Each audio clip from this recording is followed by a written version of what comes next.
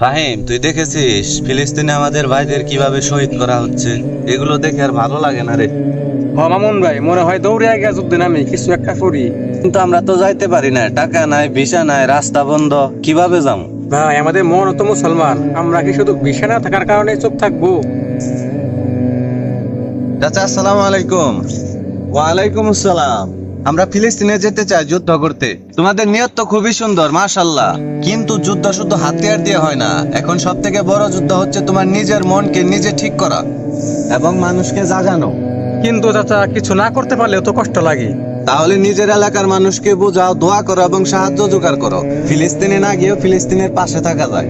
কারণ রাসূল সাল্লাল্লাহু আলাইহি ওয়াসাল্লাম বলেছেন, তোমরা হাত দিয়ে কিছু করতে না পারো, মুখ দিয়ে বলো। তাও যদি করতে না পারো, মন দিয়ে কষ্ট অনুভব করো। নারায়ে তাকবীর, আল্লাহু আকবার। সত্যি বলতে আমরা আল্লাহর রাস্তায় শহীদ হতে চাই।